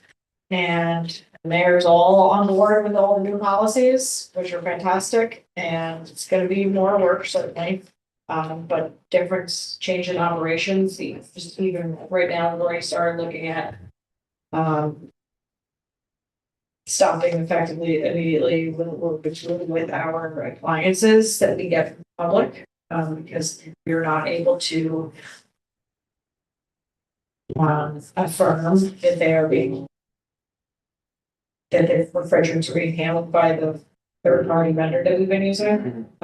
Still feels been looking at how we're going to change those operations immediately, and it's great. This is going to be a big thing for us. So, and we're happy to share this with other communities so that they can have the same kind of plan. I mean, nothing that is in our plan. Well, I mean, it's proprietary. It's not proprietary. It's specific to the city, but it's not like I will share that at the next meeting when it is totally complete. Great. Very cool. Yeah. Kingston Organics, the phase 2 curbside registration has launched. To date, 385 families have registered for that, which is over 1,000 people. And we're still working through logistics and will be till spring of how we're going to be rolling that out. The registration will inform a lot of it, like where we're going to send the trucks, how many buckets I need to buy, those sort of things. All the information, and I did a webinar and a public meeting. You can check all that out on Engage Kingston. In the meantime, phase 1 is still ongoing. We have 632 families registered for that. People continue to register for phase 1, and we have diverted 86 tons of to date. That order. Yes. The phase 2 opening, you said you did some online stuff. How did people find out that they could phase 2? So far we've done every EDDM, every door direct Okay, mail. that's what I was gonna ask about. Okay. We've done 1 so far. I'm going to do at least 2 more. Cool. And that's when everyone gets a thing in the mail that has the QR code that you can register. And then it's, there's the PSA, I did it for the radio and English and Spanish, the public meetings, the Zoom meeting, Banger's newsletter. Is it worth maybe putting one of those mailers on the drop-off points? Yep. Yes, it is. Great. That's a really good idea. Sometimes you get the EDDMs, you simply drop them in there, say, I think maybe I've been looking at That's, yeah, I kept mine. Yeah. I know them. Yeah, I don't know why I didn't think about doing that. It's a good suggestion. Thank you. Sure. Okay, and the food systems policy, if you didn't get a chance to check that out, or the draft of the food systems policy, you can check out either the full policy or just the recommendations on Engage Kingston, and comments are being accepted until January 7th. I don't know if you wanted to add anything more. You're part of that, right? Yeah, but I did not. No, it wasn't released until they released it and talked about it. And I'm like, Okay. Everybody did not. Okay. So I encourage people to take a look at it. This talks about things like delicious and healthy diets, just food equity, reducing food waste, sustainable food production, resilient supply and distribution, and adaptive and inclusive food governance. So creating a sustainable food system is important as part of our greenhouse gas emissions goals. This is helping us get there. So if you want to take a look at that, Engage Kingston, comments until the 7th. You can also take these copies if you want. Okay. And resiliency projects on the waterfront. I don't know what's happened since October, but I did get another $1 million to help pay for Kingston Point Beach. So now I'm up to like $5 million to help pay for that project. And that's going to happen in design will happen in 26 and construction 27. Most of the resiliency projects all along our waterfront are all still in contract negotiations. So there's going to be a lot of design happening next year and a lot of construction happening all along all parts of the waterfront. 2027. Great. I don't have any other new business. I will just mention that I always don't want to say these words, but I will. Our first Earth Fair meeting will be in January. I'm probably going to set up the same cadence that we've set up before, which is like every other Monday, maybe, but I'll send out a note in early January. I never think it's time to start planning, but at this point, for the music team has already started meeting. I've had multiple vendors reach out already. Multiple vendors, and I had at least like 5 different vendors reach out. So, and I had a person call the other day from Wisconsin. They said, I've heard about your great city. And I've heard that you have an Earth Fair, and I want to plan my vacation to York City. Around it's called Destiny. He's like, what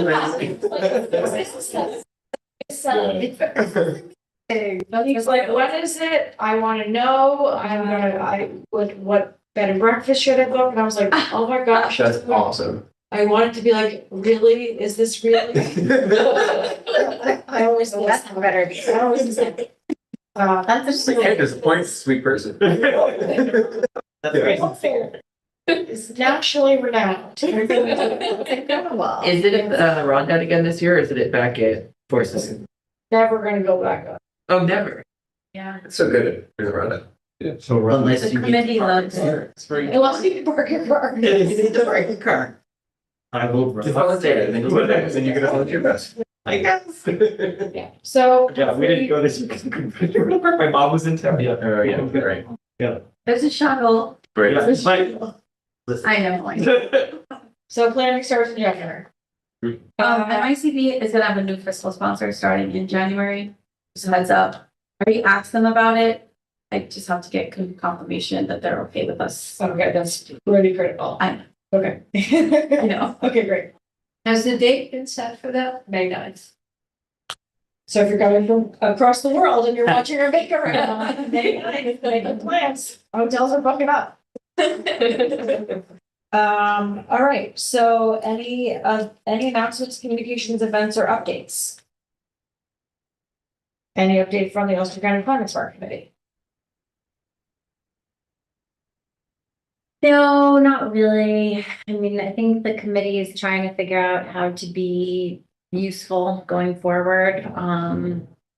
There's been a big drop off in participation, like in the last couple of years, kind of since the pandemic. There was tons of people that would participate during the pandemic, and then when I went back to being in person, Right. you know, bar, and I think just meeting fatigue and I don't know, everything else going on. So, and McManna, Joe Green, who has been the Ulster County legislator chairing it, is ending her term in the legislature. So that's also kind of up in the air, but I think maybe she'll be involved in some capacity. So trying to figure out how to like meet the needs of the other climate smart communities that don't have a Julie and Phil, you know, in the county that really could benefit from more support and learning and all of that. But yeah, not make people like come every month to a meeting. Yeah. So anyway, so just I think we're gonna do a survey to all of those climate smart people and see like, you know, what they would be looking for, what kind of meeting would be better, whether it's virtual or like quarterly, or do we combine it with like this environmental management, the EMC, right? Because who's the woman who chairs that? Kristen, yeah, she's very nice. She started coming to the Ulster County Climate Smart meetings to try to like help. We could potentially just have sort of for that meeting be climate related, but it seems like they already have a full agenda. So anyway, this is all to say we're trying to figure out what to do. Does the county Department of the Environment support that committee? In theory, but they haven't been very active in it. But yes, that would be good. They were more. So.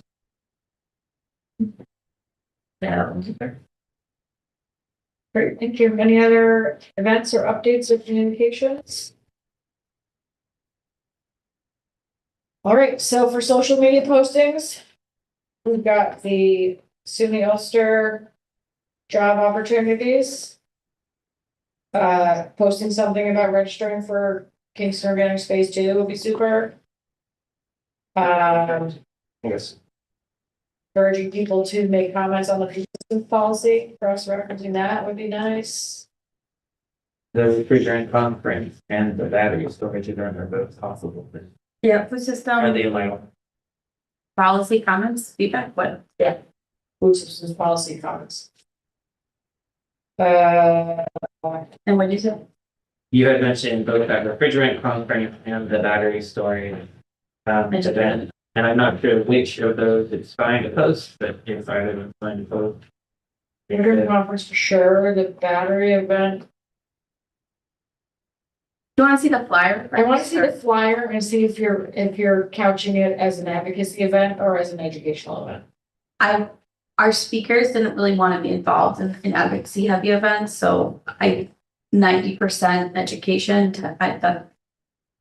that percentage is going to be accurate. Because otherwise the speakers from the state agencies wouldn't want. Right, okay, then I think that it's fine.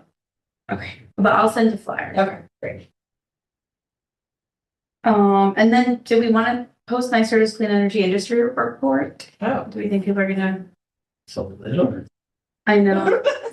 We also, or NYSERDA also just, or I should say the state also just adopted the energy plan, the state energy plan, like which we did before. So that's another thing if you wanted to post it. Do you want to cry? Look at that. I said if you feel like crying, take a look at the clean energy plan. Yeah. We could also no comment. We could post the New York Times article from last Thursday about how New York State used to be a leader on climate. We're a leader. Kingston's a leader. Kingston still is. Yes, that's how we could frame it. Regardless of what the state is doing, Kingston is still committed to our climate goals. I think that is actually a great message. How does the state, so the state's just backing down on this PCA report that I can say? Yeah, really? I mean, that was also very, very inspiring. Yeah. We are not going to say anything about the state. We get lots and lots and lots of funding from the state for grants. Did the Clean Energy Communities program go away yet? No. Okay, I think that's next on the chopping block. So maybe I just don't post the state energy plan part. Yeah. Probably not. It's niche anyway. Report. Yeah, and there's two documents, well, there's three, but the two PDFs, one of them is like a full report and one is a front and back single page with related. Key takeaways. I think that's right. I'm like, oh my god, key takeaways there from the report, which would be a little more reasonable to post it. Yeah. You could just do that as like Yeah. Okay. I can send the New York Times article to you guys if you're interested. Worth reading. Can you send it without? I'll just copy it. Oh, that's great. That's great. Anything else? No. Oh, just for next meeting, I know I said this last year and I got sick. I would love to do a potluck because I think that's going to be a long meeting. We're going to do our 2026 priorities. That's a nice idea. And I said I would organize it last year, but then I just got sick. So, or pizza, but something. Yeah. We should decide now. Potluck? Original or potluck? I could go, sure. That's fine. Okay, there's really good apps you can use. I'll send something around. Sign it up. You know, I'm not much of a cook. You can bring. Something. Yeah, just bring some fun items, no judgment. Yeah. Does anyone have any allergies that we all need to be aware of? I'm a vegan. Vegetarian. So we'll have that. Yep. So we got two vegans and a vegetarian, is that what you said? I just assume. None of which are allergies, I'm just saying. No, they're not allergies, I just believe. Which is what happened. I'm just like. So vegetarian. This is great. No, just a vegetarian. Yeah, there's no cheese. Depends what level vegan. I will peel the cheese off. But let's try the potluck and if we'll see the signups and if we're not going to have a look. Would we do it during one of our meetings or would we have it outside of one of our meetings? It's next meeting at the January 28th meeting. Oh, okay. So I was gonna say if we want to do it outside of the meeting, I'm happy to host at my house. Oh, that's so sweet, Emily. I've often thought it would be very nice to have like a more informal get together of the commission. Without discussing any business, otherwise there'll be quorum and it would need to be open meetings. Yeah, or just like a social thing. Oh, Leslie. All right, great. Is there any other business? Nope. I move to adjourn. Is there a second? Seconded. All in favor? Aye. All right. Aye. 8:07. Thank you very much. Thank you. Good night.